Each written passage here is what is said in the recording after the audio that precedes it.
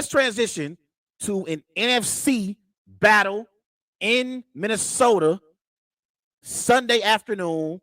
We got the 6-3 Dallas Cowboys traveling to Minnesota to take on the 8-1 Minnesota Vikings. It's a 4:25 kickoff.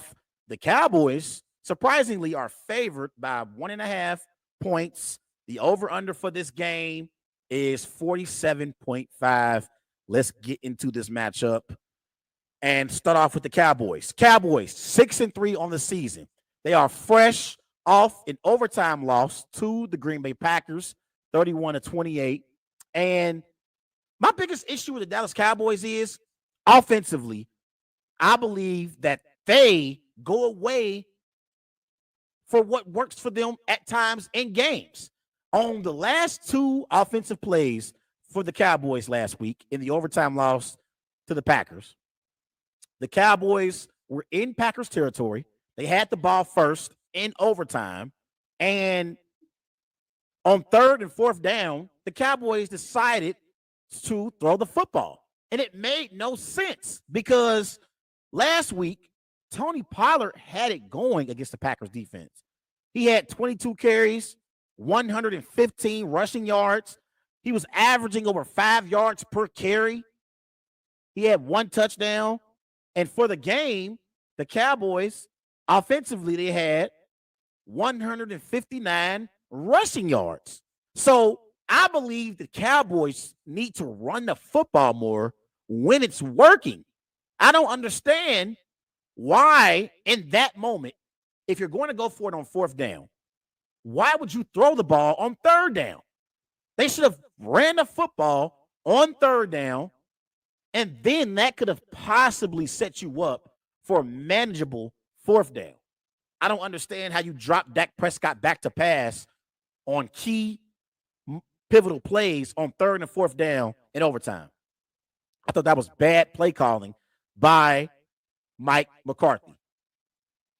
I think in order for this Dallas Cowboys team offensively to reach their ultimate goals, they need to establish the running game with Tony Pollard, with Ezekiel Elliott. Ezekiel Elliott, there's reports that he's going to return back to the field and he's going to play in this game. So Ezekiel Elliott is their power back and Tony Pollard is their speed back. So they have a dynamic duo at the running back position. We talk about best running back tandems in the NFL. Cowboys are one of them. With Pollard, with Ezekiel Elliott. You got Aaron Jones and A.J. Dillon with the Packers. You got Kareem Hunt and Nick Chubb with the Browns. Tony Pollard and Ezekiel Elliott deserve to be in that conversation. You don't need to drop Dak back to pass 40 and 45 times per game for the Cowboys to win football games. That has not been a recipe for success for the Cowboys. Like, they throw the ball and are ranked 26th in the NFL in passing yards per game. They average 199 passing yards per game. But on the flip side, they average 135 rushing yards per game. That's ranked 6th in the NFL. So your rushing attack is one of the best rushing attacks in the NFL. Stick to your strength. And I thought last week the reason why the Cowboys lost the game was not only the play calling of Mike McCarthy, but Dak Prescott threw 2 bad interceptions in the first half. One interception was in the red zone when the Cowboys were looking to go up 14-0. Had the Cowboys went up 14-0 on the Packers, maybe the outcome is different. Maybe the Packers start thinking to themselves, we're 3-6, season is not going well. Guys start hanging their heads. Maybe the game goes a little different if Dak Prescott doesn't throw that costly interception in the red zone in the first half. So you got to run the football with Tony Pollard and Ezekiel Elliott. You look at Dak Prescott for the season, he got 6 touchdowns, 4 interceptions, 856 passing yards. He's completing 64% of his passes. So Dak Prescott is not an elite quarterback.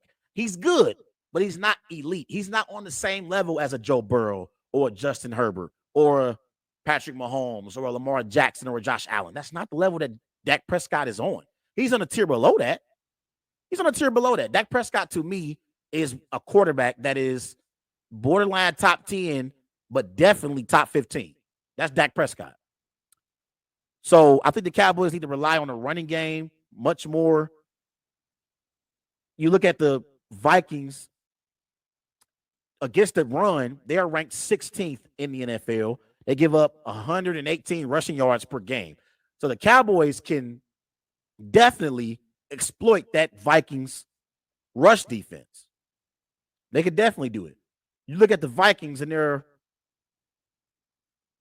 defense. Obviously, they are led by defensive coordinator Ed Donatell. And I thought last week that Vikings defense did an outstanding job creating turnovers when they played the Buffalo Bills and Josh Allen. I got to give them a lot of credit because in the game, the Vikings were trailing by 17 to the Buffalo Bills. And that defense forced 2 interceptions out of Josh Allen. You look at their defense. They got Harrison Phillips at nose tackle. At linebacker, you got Danielle Hunter. You got Eric Kendricks. You got Jordan Hicks. In your secondary, you got Patrick Peterson. They got Harrison Smith as well. Chandon Sullivan. And then still they got Zadarius Smith. He is the linebacker, the free agent linebacker who signed with the Vikings, who previously played with the Packers. So they got a nice defense. And again, they're average against the run. But you could throw the ball against that Vikings defense. They're ranked 29th in the NFL against the pass. They give up 263 passing yards per game. So, again, I think similar to what the Packers need to do, even though your opponent struggles against the pass, still run the football with Tony Pollard and Ezekiel Elliott. That's the same advice I gave the Packers, running the football with Aaron Jones and A.J. Dillon, despite the Titans being terrible against the pass. Still run that football. Cowboys still run that ball despite the Vikings being terrible against the pass. Now, when you look at the Vikings offense versus the Cowboys defense, offensively, the Vikings are led by Kirk Cousins. Kirk Cousins, for the season, he has 14 touchdowns, 8 interceptions, 2,356 passing yards. He's completing 64% of his passes. Last week against the Bills, he did throw 2 interceptions, and Justin Jefferson did bail Kirk Cousins out on that 4th and 18 play because he had the catch of the year. And by the way, that catch was better than Odell's catch, and I love Odell Beckham. But that Jefferson catch was better than Beckham's catch, given the magnitude of that particular play. If Jefferson doesn't catch that football, the Buffalo Bills win that football game. So we look at Kirk Cousins.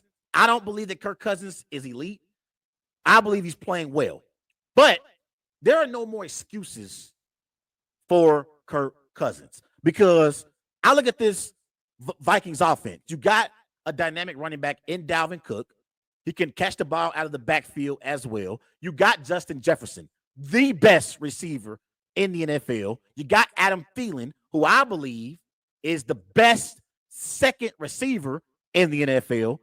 You got KJ Osborne. You got newly acquired tight end TJ Hawkinson. They got weapons offensively for Kirk Cousins. And this is why you look at the Vikings offense. Look at some of their numbers. They average 25 points per game. That's ranked 25th in the NFL. They average 372 total yards per game. That's ranked 10th in the NFL. And their passing attack is ranked 7th. They average 249 passing yards per game. That's ranked 7th. So this Vikings passing attack is one of the best passing attacks in the NFL. And it's going to come down to whether or not Kirk Cousins can protect the football. We've seen in primetime games, Kirk Cousins come up small. We've seen it. That's the only question we got about the Vikings. is Kirk Cousins going to be able to sustain his level of play at a great level for the Vikings to be true Super Bowl contenders? We know the Vikings are a playoff team. More than likely, they will win the NFC North. But whether or not they can go on a legit Super Bowl run is going to depend on Kirk Cousins and his ability to protect the football and play well in big, meaningful football games. That's what it's going to come down to. I give a lot of credit to Vikings head coach Kevin O'Connell. He's done an outstanding job establishing a relationship with Kirk Cousins. Last year, I thought that was the biggest issue with the Vikings. Kirk Cousins and Mike Zimmer didn't have the best relationship. But Kevin O'Connell has established a relationship with Kirk Cousins. But I think they need to run the football more. They definitely need to run the football more. Dalvin Cook for the season got 145 carries, 727 rushing yards, averaging over 5 yards per carry, 6 touchdowns, and their rushing attack is ranked 23rd in the NFL. They average 107 rushing yards per game. If you want to be a true contender in the NFC, you got to establish the run game more. I need Dalvin Cook to start having more of an imprint on the Vikings winning football games. He has to be a factor in the Vikings game plan. He has to be. So when it comes to who I'm going to pick to win this game, honestly, I'm surprised that Vegas has the Cowboys favored by 1.5 points. I believe that the Vikings have earned the right to be favored in this game. If anything, it should be a pick'em game. But if you're going to favor a team, the Vikings should be favored over the Cowboys. So with that being said, I'm going to roll with the Minnesota Vikings beating the Dallas Cowboys in Minnesota. I'm going Vikings 31, Cowboys 24.